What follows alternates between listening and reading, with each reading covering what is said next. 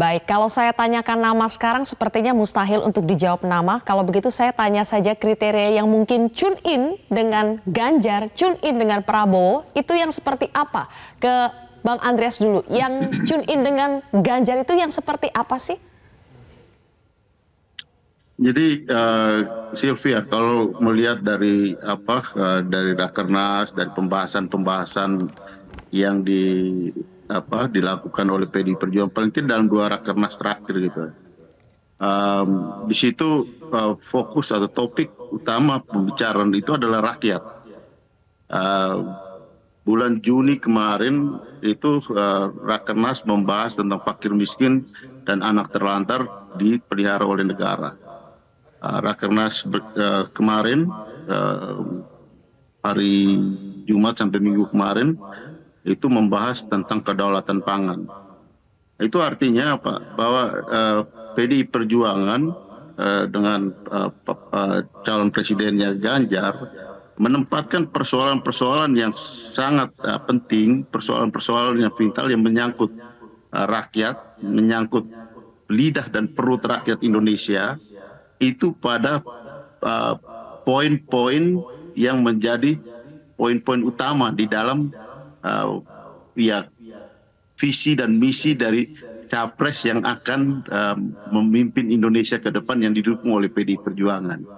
Nah, kalau mau bilang tune in, mungkin dalam hal itu apa yang disampaikan interpretasikan oleh Bung Effendi Ghazali tadi gitu.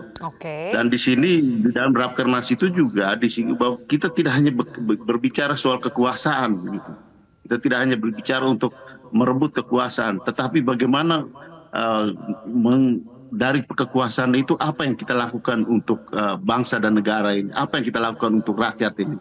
Nah, untuk itulah ya Rakernas di mana Ibu Mega juga berkali-kali dengan nada yang tegas, nada yang kadang-kadang marah terhadap kami semua kader-kader partai untuk benar-benar serius berpikir ke depan, berserius berpikir ke depan untuk ya program-program yang akan dipersiapkan dan dilaksanakan dan harus dilaksanakan oleh kader-kader PDI Perjuangan dalam konteks mendukung calon presiden dan calon sosok yang presiden bisa mendukung program kedaulatan pangan. Kedaulatan pangan PDI Perjuangan itu salah satu kriteria sosok cawapresnya ya Bang Andreas. Saya ingin bertanya, padahal kan Pak Prabowo dengan statusnya sebagai Menhan kita tahu itu menahkodai kebijakan food estate yang sedang digadang-gadang oleh pemerintahan Jokowi.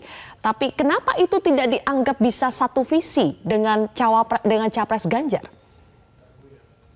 Kita tidak mengevaluasi apa yang sedang dilakukan sekarang gitu, tapi kita bicara soal bagaimana persoalan penting ini, karena itu kan salah satu bagian di dalam pelaksanaan program yang sekarang gitu. Tapi kita bicara soal bagaimana di dalam skala makronya persoalan ini dengan situasi yang kita hadapi, baik itu situasi internal domestik Indonesia maupun dengan perubahan-perubahan, baik perubahan yang berkaitan dengan perubahan iklim, baik yang berhubungan dengan peta geopolitik yang sekarang kita hadapi, perang Ukraina dan Rusia yang kemudian berdampak pada situasi di dalam negeri.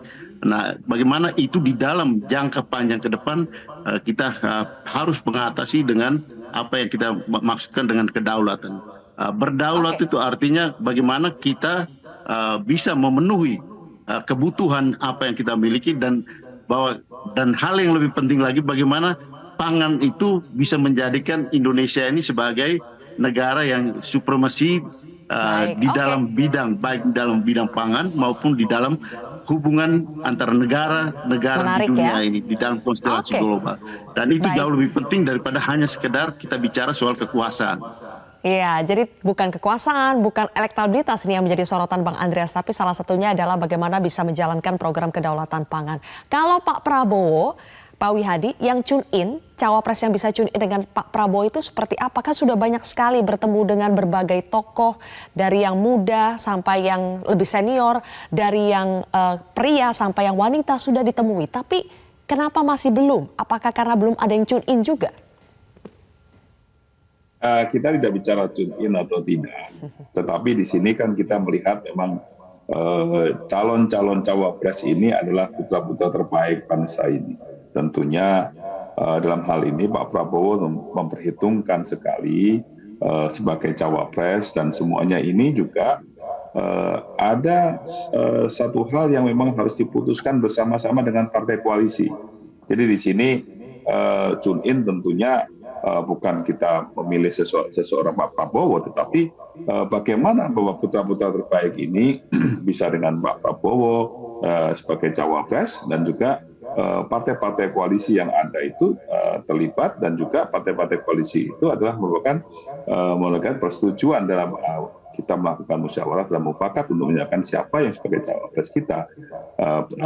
Tentunya itu bukan sesuatu hal yang dikatakan bahwa tune in, menentukan ini dan segala macam. Tetapi dalam hal ini kan putra-putra terbaik bangsa ini pasti punya kelebihan semuanya. Jadi ada yang tokoh muda, ya kan? Ada juga yang mungkin mempunyai elektabilitas tinggi, dan segala sesuatu ini mempunyai hal-hal positif yang memang untuk bangsa ini. Dan saya kira Pak Prabowo juga dalam berbagai kesempatan selalu mengatakan bahwa kita ini menuju ke Indonesia Emas 2045, dan ini saya kira sesuatu hal yang memang sama-sama harus mempunyai visi yang sama untuk memajukan negara ini, dan inilah dibutuhkan putra-putra terbaik bangsa. Tetapi untuk sebagai cawapres, tentunya sebagai partai yang bersama-sama dengan partai koalisi, tentunya menentukan siapa nanti yang akan mendampingi Pak Prabowo sebagai cawapresnya. Jadi saya kira itu adalah merupakan sesuatu hal yang harus dipikirkan bersama-sama dengan partai koalisi untuk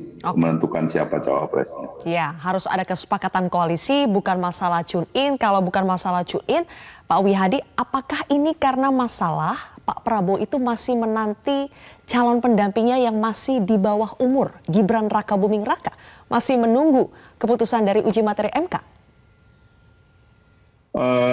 Saya kira hal seperti ini bukan sesuatu hal yang memang harus diperdebatkan mengenai masalah menunggu atau tidak menunggu, tetapi kan dalam hal ini memang Partai Gerindra ini kan partai yang taat hukum. Jadi saya kira segala sesuatunya tentu akan melaksanakan apa yang memang sudah diundangkan.